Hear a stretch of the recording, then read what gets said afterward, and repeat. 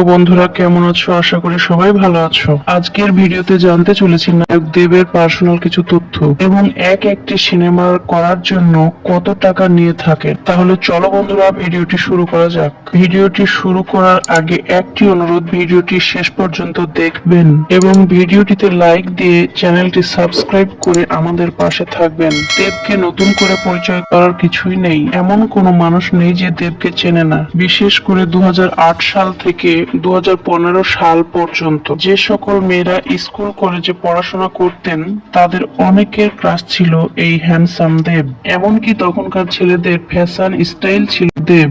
দেব জন্মগ্রহণ করেছিল 25শে ডিসেম্বর 1982 সালে। সেই হিসাব অনুযায়ী দেবের বয়স 41 বছর এবং তার উচ্চতা প্রায় 6 ফিট 1 ইঞ্চি এবং তিনি জন্মগ্রহণ করেছিলেন পশ্চিমবঙ্গের মেদিনীপুর জেলায়। দেবের আসল নাম দীপক অধিকারী, তার ডাক নাম হচ্ছে রাজু। তার ভক্তরা তাকে দেব বলেই ডাকে। তো বন্ধুরা, দেব আজ পর্যন্ত 61টা সিনেমায় অভিনয় করেছেন আর তিনি প্রতিটি সিনেমা করার জন্য পারিশ্রমিক নিয়ে থাকে প্রায় 40 থেকে 50 লক্ষ টাকা। বর্তমানে তিনি নিজের বাড়িতে থাকেন না, তিনি দক্ষিণ কলকাতায় একটি ফ্ল্যাট কিনে নিয়েছে আর তিনি বর্তমানে ওখানেই থাকেন। এই ছিল আজকের ভিডিও।